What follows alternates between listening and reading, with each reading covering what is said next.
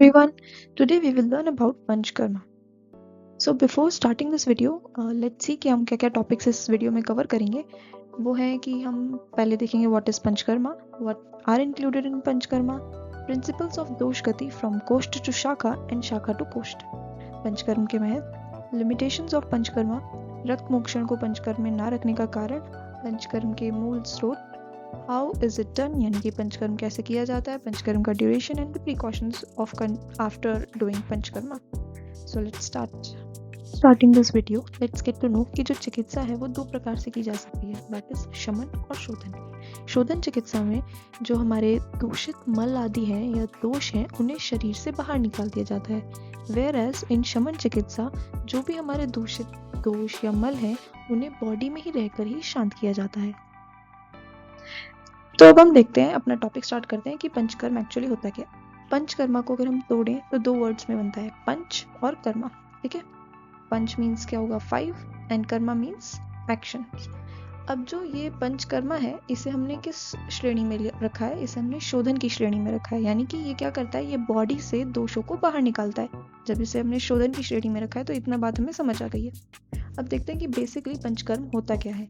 पंचकर्म में इसके द्वारा शरीर में वृद्ध दोष यानी कि जो बड़े हुए दोष हैं या फिर दोषों को उत्कृष्ट कराकर, या तो दोष बड़े हुए हैं या दोषों को उत्कृष्ट कराकर प्राय कोष्ठ में लाकर उन्हें निकटतम मार्ग प्राय प्राकृत मार्ग से बाहर निकालकर त्रिदोष साम्य स्थापित कर अपनर्भव को प्राप्त करते हैं. अर्थात इसमें क्या करना है, हमें देखो बेसिकली क्या करना है कि जो हमारी बॉडी के अंदर वृद्ध दोष हैं या फिर दोषों को उत्कृष्ट कराकर कोष्ठ में लेकर आना है. ठीक, बेसिकली क्या करना है, सबसे पहले कोष्ठ में लेकर आना है, फिर उनको निकटतम यानी कि नियरेस्ट मार्ग जो है हमारी बॉडी के, या थ्रू गुदा या फिर थ्रू मुख के द्वारा उन्हें दोषों को बाहर निकाल देना है. जब वो दोष बाहर निकल जाएंगे तो फिर साम्यावस्था स्थापित हो जाएगी. इससे क्या होगा कि जब दोष बाहर निकल गए तो अपुनर्भव की प्राप्ति भी हो जाएगी, यानी रोग की दोबारा उत्पत्ति नहीं होगी. अब हम देखते हैं कि जो पंचकर्मा में 5 एक्शंस इंक्लूड करे थे वो क्या क्या होते हैं. प्रथमम वमनम, पश्चात विरेकश्च, अनुवासनम, एतानि पंचकर्माणि निरोह नावनम तथा, यानी कि जो पंचकर्म के अंदर इंक्लूडेड है वो क्या क्या है, वमन, विरेचन, अनुवासन, निरूबस्ती, अनुवासन बस्ती और निरूबस्ती, एंड नावन यानी कि नस्य. ये 5 जो चीजें हैं ये अकॉर्डिंग टू आचार्य चरक जी पंचकर्म के पंचकर्म में इंक्लूडेड है. यह पंचकर्म सभी आचार्य जी के अकॉर्डिंग डिफर करता है. फॉर एग्जाम्पल आचार्य चरक जी के अकॉर्डिंग वमन, विरेचन, अनुवासन बस्ती, निरूबस्ती और नस्य को इंक्लूड करते हैं, जबकि आचार्य सुश्रुत जी वमन, विरेचन और बस्ती यानी कि दोनों बस्तियों को साथ के साथ नस्य प्लस रक्त मोक्षण को इंक्लूड करते हैं. और आचार्य वाग्भट जी भी आचार्य सुश्रुत जी के अकॉर्डिंग ही वमन, विरेचन, बस्ती, नस्य एवं रक्त मोक्षण को इंक्लूड करते हैं. देखो, अभी हमने पंचकर्म की जब डेफिनेशन पढ़ी थी तो उसमें हमने क्या पढ़ा कि जो हमारे वृद्ध दोष हैं यानी कि जो बड़े हुए दोष हैं उन्हें कहाँ लेकर आना है, कोष्ठ में लेकर आना है. इसका मतलब जो दोष हैं वो कोष्ठ में नहीं है, कहाँ है, शाखा में है. जब दोष कोष्ठ से शाखा में जा रहे हैं तो क्या कर रहे हैं, रोग की उत्पत्ति कर रहे हैं. तो दोषों की जो गति है कोष्ठ से शाखा में जाने की, वो आचार्य चरक जी ने इस तरह से बताई है कि वो क्यों होती है कि व्यायाम उष्णस्य तैक्षण्यात् आदितस्य नवचरणात् कोष्ठस्य शाखा मलायांति त्रुतन्वान मारुतस्य च, यानी कि व्यायाम से, जो अत्यधिक व्यायाम करते हैं उनसे, उष्णस्य तैक्षण्यात् मतलब जो उष्ण या फिर तीक्ष्ण पदार्थों का सेवन करते हैं और अहितकर आहार विहार का सेवन करते हैं, यानी गलत खाना, अहितकर आहार और अहितकर विहार का सेवन करते हैं. द्रुत तन्वान मारुतस्य यानी कि जो जिनकी जो वायु की गति है वो अति शीघ्र हो जाती है. ठीक, तो दीज आर द 4 रीजंस जिसकी वजह से दोषों की कोष्ठ से शाखा में गति होती है. इनकी वजह से दोष जो है वो कोष्ठ से शाखा में जाते हैं और क्या करते हैं, रोग की उत्पत्ति करते हैं. ठीक, तो आचार्य चरक जी ने क्या बताया कि हमें जो वृद्ध दोष हैं, जो बड़े हुए दोष हैं, उन्हें कहाँ लेकर आना है, वापस कोष्ठ में लेकर आना है.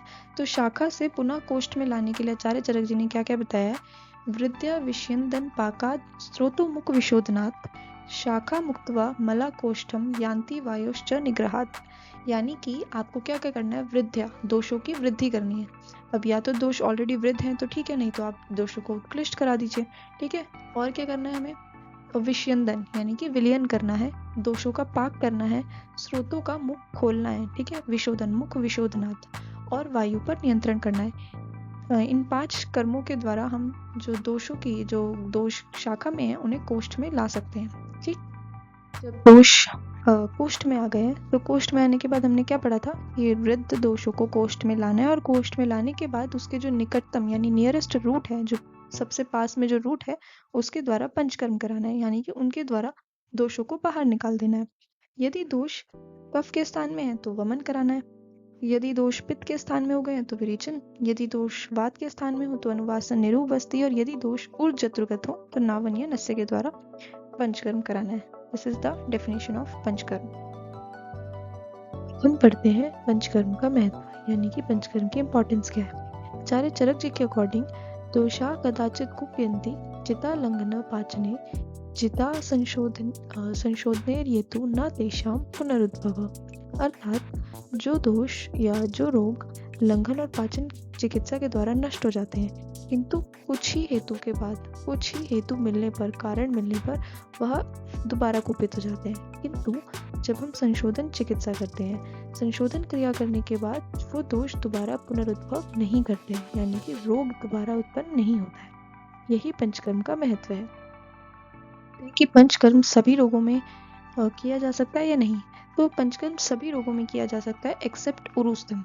उरुस्तम पंचकर्म के द्वारा साध्य नहीं है।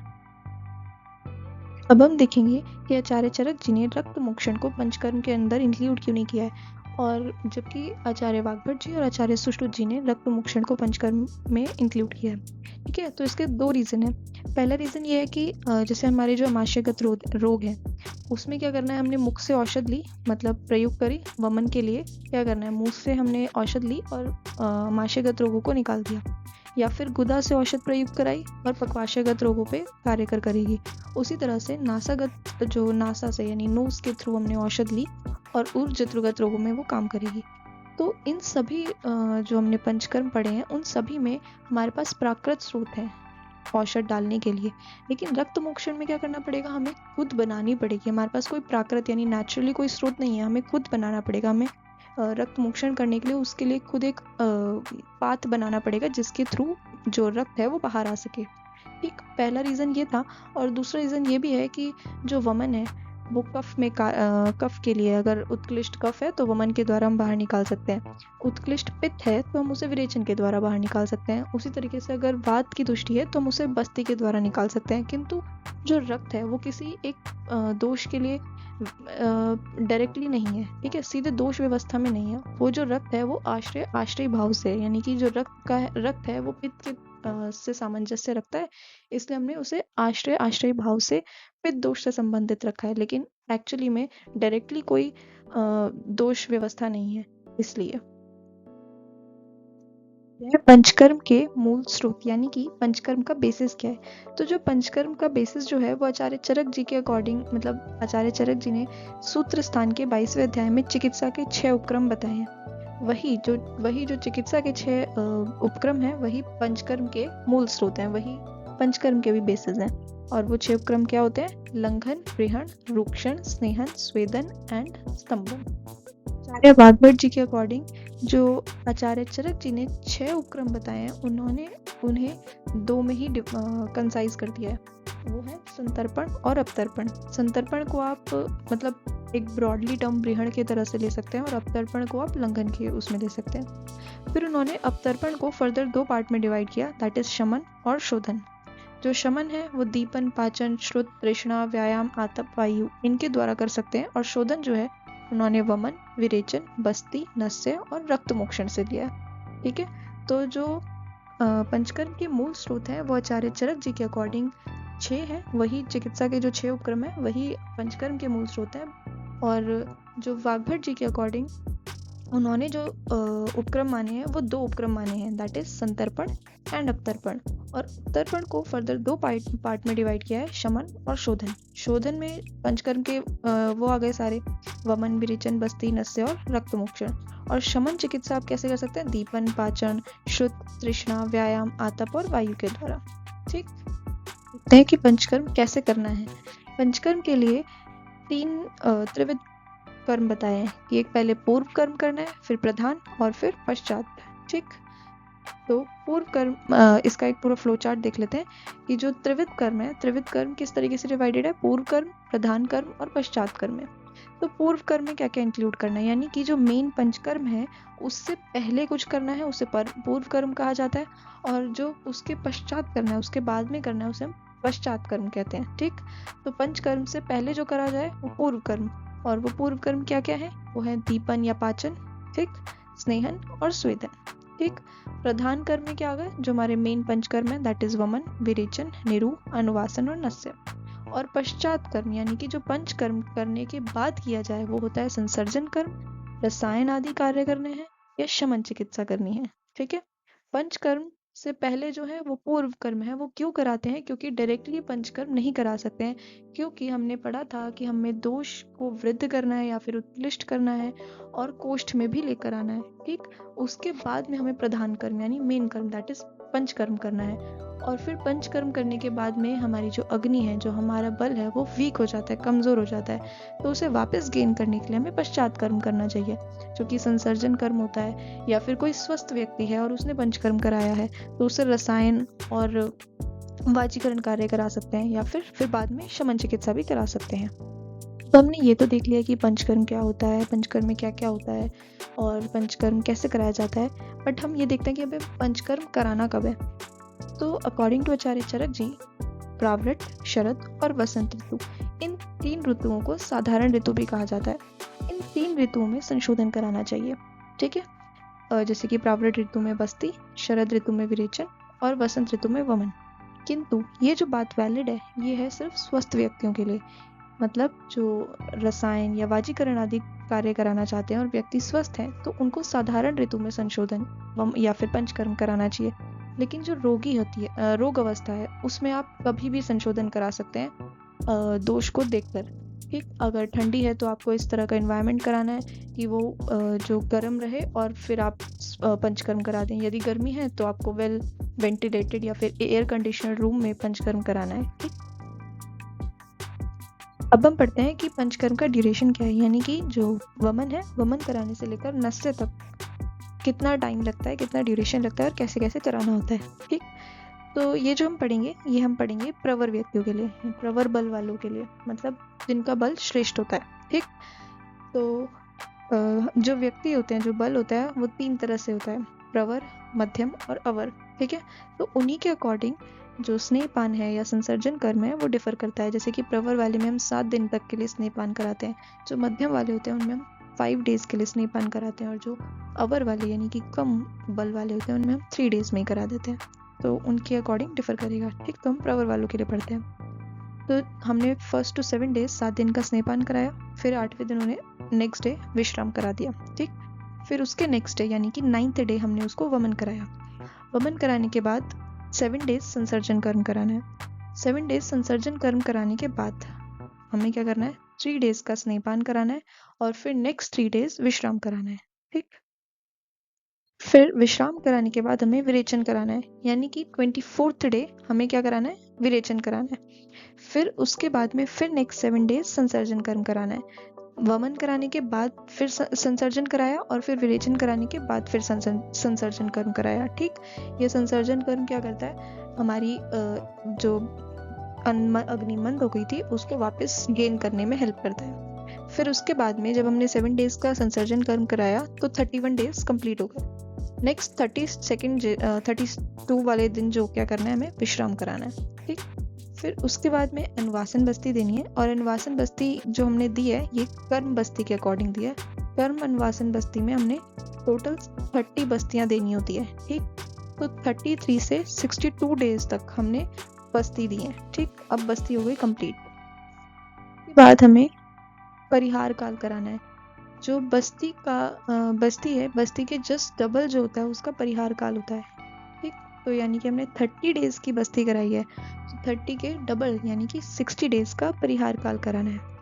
उसके बाद में हमारे टोटल 121 डेज यहाँ पे कंप्लीट हो जाएंगे, और 122 दिन जो होगा हमें नस्य करानी है। ठीक है, फिर 7 दिन तक नस्य चलाना है। उसके बाद में 129 वाले दिन आपका नस्य पूर्ण हो जाएगा। ठीक, तो आचार्य चरक जी के अकॉर्डिंग यहाँ तक आपका पंचकर्म कंप्लीट हो गया कितने दिनों में? 129 डेज में। बट अगर हम सुश्रुत जी के अकॉर्डिंग या फिर भागवत जी के अकॉर्डिंग देखते हैं तो रक्त मोक्षण भी कराना है। तो यदि रक्त मोक्षण कराना है और हमें 7 डेज का स्नेहपान कराना है तो आप उसमें 7 डेज का स्नेहपान करा दीजिए। उसके बाद 8वें दिन स्वेदन कराना है, ठीक। फिर 9वें दिन रक्त मोक्षण कराना है, ठीक। इसमें टोटल कितने दिन हो जाएंगे? 138 डेज। और अगर आपको स्नेहपान नहीं कराना है तो फिर आप नस्य के नेक्स्ट डे ही रक्तपान दे सकते हैं, वो रक्त मोक्षण दे सकते हैं, और वो कितने दिन में कंप्लीट हो जाएगा? 130 डेज में। उसी तरह से जो मध्यम वाले व्यक्ति होते हैं उनमें हम 85 डेज में पंचकर्म कंप्लीट करा देते हैं, और जो अवर शुद्ध वाले, जो अवर व्यक्ति वाले होते हैं उनमें हम 57 डेज में कंप्लीट करा देते हैं। पंचकर्म कराने के बाद आप कुछ प्रिकॉशंस लेने होते हैं, क्योंकि पंचकर्म कराने के बाद क्या होता है कि आपकी बॉडी में जो आपकी जठराग्नि है वो बिल्कुल वीक हो जाती है, आपका जो बल होता है वो भी बिल्कुल कमज़ोर हो जाता है, कम हो जाता है। तो उसको कराने के बाद आपको कुछ प्रिकॉशंस लेने होते हैं ताकि आपकी बॉडी वापस रिस्टोर कर सके। तो क्या होता है, वो अष्ट महादोषकर भाव बताए गए हैं, ठीक। वो क्या होते हैं? ऊंचे स्वर में ना, मतलब ऊंचे स्वर में नहीं बोलना है, विभिन्न वाहनों से गमन नहीं करना है, ज्यादा घूमना, एक स्थान पर अधिक देर तक बैठे रहना, या फिर अजीर्ण, खाना डाइजेस्ट न होना और तब भी आप खा रहे हैं, अध्यशन नहीं करना है, दिन में नहीं सोना है, और मैथुन नहीं करना है, ठीक। Thank you. I hope this video is helpful for you. Don't forget to like, share and subscribe.